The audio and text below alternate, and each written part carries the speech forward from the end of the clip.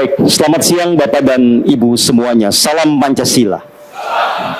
Saya memilih berdiri supaya lebih bebas berekspresi. Baik, Bapak dan Ibu semua yang saya kasihi. Pada kesempatan ini, perkenankan saya menyampaikan beberapa gagasan kesadaran tentang Pancasila dan kaitannya kehidupan berbangsa dan bernegara di Republik Indonesia yang kita cintai bersama ini. Jika kita bicara tentang Pancasila,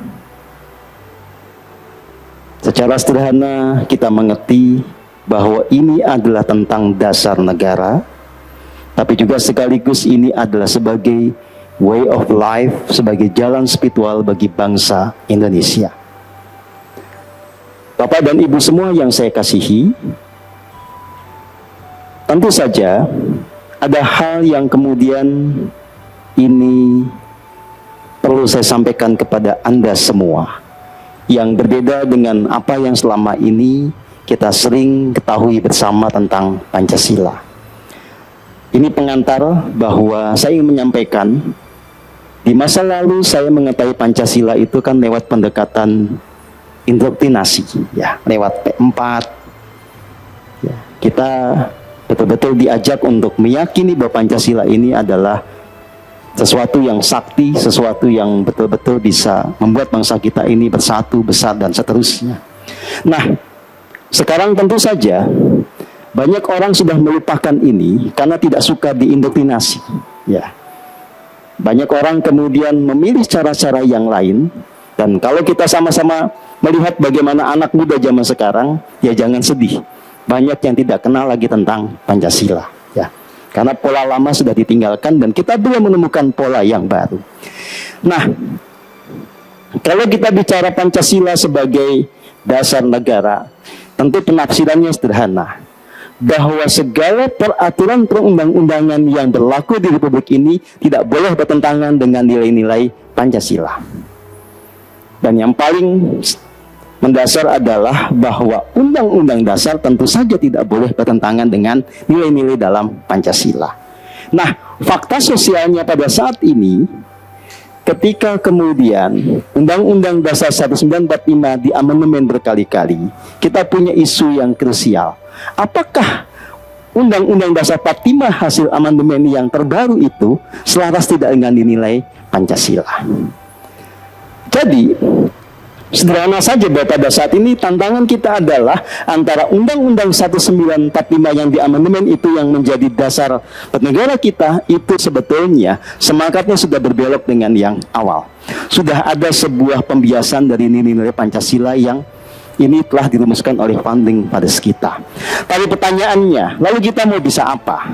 Ya, gagasan saya adalah sebelum kita sama-sama berjuang agar Pancasila kembali menjadi dasar negara yang dijalankan secara konsisten, yang kemudian betul-betul menjadi dasar dan spirit dari Undang-Undang Dasar negara kita, kita belok dulu menerapkan Pancasila sebagai way of life, menerapkan Pancasila sebagai jalan spiritual bagi kita bangsa Nusantara. Kalau yang ini kita bisa menjalankannya saat ini juga, yang ini kita tidak berhadapan dengan siapapun di luar sana. Ini soal pilihan kita. Maukah kita kembali pada Pancasila atau tidak? Lalu kalkulasinya bagaimana ke depan kalau kita memilih jalan ini? Apakah ini akan punya imbas yang positif untuk cita-cita kita membuat bangsa kita kembali menjadi bangsa yang besar, bangsa yang jaya? Kalau saya menghitungnya juga realistis, ya. Bagaimanapun juga masalah saat ini adalah masalah manusia. Kenapa kita tidak punya undang-undang yang bagus? Karena yang bikin undang-undang itu tidak hidup dengan kesadaran ketuhanan, tidak hidup dengan kesadaran kemanusiaan. Bahkan ketika undang-undang bagus pun, kenapa itu tidak terimplementasikan dengan bagus? Masalahnya sama. Karena kebanyakan orang tidak hidup dengan kesadaran ketuhanan, tidak hidup dengan kesadaran kemanusiaan, dan seterusnya. Maka, bisa tidak kita menempatkan Pancasila itu sebagai sebuah jalan yang membuat kita sebagai manusia Indonesia ini menjadi laksana Garuda yang bisa terbang tinggi, menjangkau cita-cita di langit sana, bisa kukuh dengan apa yang menjadi idealitas perjuangannya, tidak bisa diiming-imingi apapun dan tidak takut oleh ancaman apapun. Itu adalah isu pentingnya. Ya, tanpa itu kita semua hanya akan terjebak di dalam labirin omong kosong. Kita punya banyak ide bagus tapi tidak bisa kita menjalankannya. Maka kita mendirikan Pusaka Indonesia Gemaripah tidak lagi meminta duit dari siapapun. Budget kita setahun kecil cuma puluhan juta. Tetapi kalau kita lihat bagaimana output kegiatan kita, itu nilainya bisa miliaran. Ya, dan mari kita sama-sama jujur teman-teman yang bergabung bersama saya. Apakah kita mendapatkan kepuasan dari apa yang kita kerjakan? Jelas. Kita mendapatkan kebahagiaan dari apa yang kita lakukan. Apakah ada perubahan? Jelas. Ya. Kenapa itu bisa terjadi? Karena kita sudah mengubah mindset kita mengubah cara kita berjuang. Kita melandasinya dengan kesadaran spiritual. Segala langkah kita dilandasi ketulusan. Kalau kemudian kita sadar ada pikiran-pikiran yang manipulatif, kita segera perbaiki untuk kembali kepada ketulusan. Apapun yang kita lakukan bukan untuk kepentingan egoistik kita sendiri, tapi untuk kepentingan bersama. Dan ini tidak mungkin bisa terjadi pada siapapun yang tidak punya kasih murni di dalam dirinya. Problem kita adalah hipokritisme. Ya, kemunafikan yang absolut. Ya, ngomong indah tapi prakteknya biadab. Ya, kan biasa. Ini yang kita harus temukan betul-betul solusinya. Nah, satu hal yang kemudian sangat penting adalah ketika saya menemukan nilai-nilai yang terkandung di dalam Pancasila ini sebetulnya mencerminkan kesadaran spiritual yang sangat agung, sangat luhur. Dan sebetulnya apa yang selama ini saya hayati, saya ajarkan, tidak lain dan tidak bukan, betul-betul sebetulnya adalah Pancasila itu sendiri. Ya, jadi walaupun kita selama ini nggak pernah gembar-gembor tentang Pancasila, kita telah berusaha dengan sungguh-sungguh membuat Pancasila itu terhayati menjadi karakter, bukan menjadi hiasan verbal kita. Ya. Bagaimana cara kita, dan ini yang mau saya sharingkan pada Bapak dan Ibu semuanya, yang nanti dampaknya adalah kita menjadi pribadi yang punya integritas. Antara yang dipikirkan, diomongkan dengan tindakan sama, tidak berbeda. Ya, ngomong A, tindakan harus A. Ngomong B, tindakan harus B. Caranya, yang selama ini kita jalani adalah apa yang kita sebut sebagai hening cipta. Ini adalah sebuah metodologi bagaimana pikiran itu tidak dibiarkan liar. Karena keliaran pikiran itu akan menciptakan banyak ilusi yang itu membuat kita berbelok dari jalan kebenaran. Ya, hening cipta itu tentang bagaimana kita masuk ke dalam kesadaran yang penuh, menghayati hidup di dalam diri kita sendiri, menghayati energi hidup di dalam nafas kita sendiri, menghayati kasih murni Tuhan yang Maha Esa yang paling nyata ada di dalam nafas kita sendiri, menghayati bahwa di relung hati kita, di ujung tarikan nafas itu ada tata Tuhan yang nyata di dalam diri kita. Ya. Nah, kata hening cipta inilah yang selama ini menjadi missing link. Kita membicarakan Pancasila, tetapi karena pendekatannya kognitif, maka dia hanya menjadi sebuah konsep di dalam kepala. Sementara tindakan itu muncul dari hal yang berbeda, bukan hanya konsep di kepala. Ada kebiasaan, ada karakter. Ya, maka kita harus mengakui selama ini banyak orang kepalanya Pancasilais, karakternya anti Pancasilais. Ya. Nah, tindakannya pasti akan mengikuti karakter itu. Ini yang perlu kita temukan solusinya. Saudara dan saudari yang saya kasihi, ya, kalau kita merenungkan Pancasila dengan sungguh-sungguh di dalam hening cipta kita, kita akan ketemu dengan sesuatu yang sangat indah dan agung. Kita akan bangga menjadi bangsa Indonesia. Ya. Kita mulai dari sila yang pertama. Saat kita betul-betul menyadari nafas kita, meresapi segala anugerah di dalam nafas kita, kita akan tahu bahwa kita ini, apapun latar belakang kita, apapun suku kita, bahkan apapun agama kita, dihidupi oleh realitas yang sama. Kita menghirup udara yang sama. Kita diikat oleh udara yang sama, dinaungi oleh kasih dari Tuhan yang sama. Kita juga semua ini, apapun perbedaan kita sesungguhnya, bersumber dari Tuhan yang Maha Esa, Tuhan yang meliputi segalanya. Ya.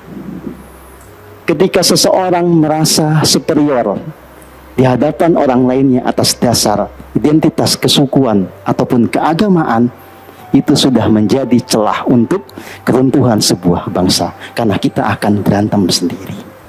Ya. Bapak dan Ibu semua, kalau kita sungguh-sungguh menghayati sila pertama, ketuhanan yang Maha Esa, maka simbol dalam sila itu betul-betul akan termanifestasikan dalam perilaku kita. Simbol sila satu adalah bintang. Apa maknanya?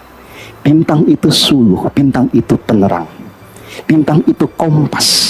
Siapapun yang menghayati sila pertama ini, segala gerak pikir, kata-kata, dan tindakannya akan tertuntun, akan betul-betul mengacu pada kompas kebenaran yang ada di relung hatinya. Ya. Yang kedua, sila pertama ini termanifestasikan kemudian di dalam kesadaran kemanusiaan. Ya. Bapak dan Ibu yang saya kasihi, kita punya sebuah ajaran yang agung. Ya. Bagaimana kita ketika menyadari ketuhanan yang Maha Esa, menyadari di relung hati kita ada tahta dari Tuhan yang Maha Esa, menyadari di relung hati ini ada kasih murni yang senantiasa memancar di dalam setiap gerak pikir dan kata-kata serta tindakan kita. Secara natural kita akan melihat orang lain itu seperti cermin buat kita sendiri. Kita tidak akan lagi memilih orang berdasarkan yang namanya etnisitas, ras, agama, atau apapun. Kita akan masuk kepada kesadaran kemanusiaan yang universal. Dengan kasih murni kita pasti akan hidup dengan keadilan dan keadaban. Ya. Nah, inilah yang kemudian pasti akan menjadi dasar persatuan Indonesia. Selama kita hidup di dalam egoisme, selama kita hidup di dalam sektarianisme, kita tidak akan pernah mungkin bersatu. Kalau yang Islam merasa lebih berhak atas surga ketimbang yang Kristen atau ketimbang yang tidak beragama, gimana kita bisa bersatu? Kalau yang etnis Jawa merasa lebih berhak jadi presiden ketimbang yang orang Papua, gimana kita bisa bersatu? Persatuan tidak mungkin terjadi kalau ada orang yang dinomor duakan, apalagi dinomor tigakan. Persatuan tidak mungkin terjadi kalau tidak ada keadilan. Persatuan itu hanya akan jadi omong kosong kalau masih ada orang yang merasa diperlakukan tidak adil. Tepat pada titik inilah kemudian kita punya tantangan besar. Ketidakadilan itu sungguh nyata di hadapan kita. Ya. Nah, saudara dan saudari yang saya kasihi, saya mengajak pada Anda semua bukan hanya memahami Pancasila secara kognitif, tapi bagaimana Anda betul-betul bertransformasi menjadi manusia yang berjiwa Pancasila. Pancasila menjadi karakter Anda, melandasi gerak pikir, kata-kata, dan tindakan Anda. Ya. Nah, maka kita perlu menemukan sebuah cara yang tepat untuk itu kita capai. Kalau menggunakan terminologi yang ini sudah populer secara hidup bernegara, metodologi itu kita sebut sebagai hening cipta. Nah, kalau kembali dirujukan pada bagaimana Anda beragama, orang Islam itu padanan dari hening cipta adalah yang disebut sebagai zikir. Ya. Mereka yang Hindu yang berangkat dari tradisi Sanskrit itu sebetulnya bisa memaknai hening cipta ini sebagai yang namanya pranayama dan seterusnya, gitu ya. Kita sebagai sebuah bangsa kaya dengan tradisi yang membawa setiap orang itu kembali kepada tahta Tuhan di dalam dirinya. Nah, saudara dan saudari yang saya kasihi, kita masuk ke sila keempat. Saat kita hidup dengan kesadaran ketuhanan yang Maha Esa, kita akan sama-sama mengerti apa makna dari kerakyatan yang dipimpin oleh hikmat kebijaksanaan dalam permusyawaratan. Ya, ini jelas. Sebetulnya terapannya dalam kehidupan berbangsa dan bernegara. Siapa yang memegang kekuasaan tertinggi? Tentu saja sila ini menegaskan rakyat. Ya, tapi pertanyaannya, bagaimana fakta sosial politik kita saat ini? Jelas tidak. Rakyat itu hanya dibutuhkan ketika sedang nyoblos. Habis nyoblos emang gue pikirin. Itu fakta.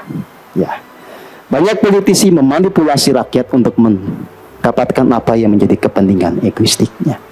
Sangat susah kita menemukan seorang pemimpin yang punya yang namanya sikap memimpin dengan melayani. Ya, yang itu sebetulnya bisa dilihat kepada simbol dari sila keempat, banteng.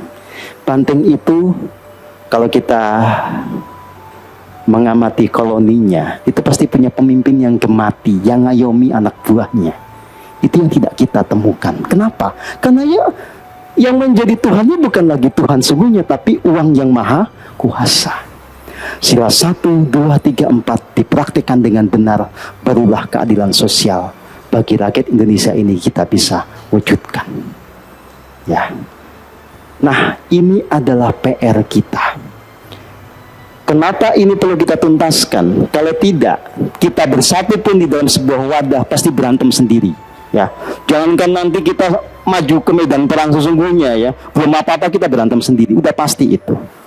Ya, kenapa? Yang satu mau ke kiri, satu mau ke kanan, satu mau kemana nggak jelas. Karena kita tidak dibimbing oleh hikmat yang sama. Ya, ini yang harus kita bereskan terlebih dahulu.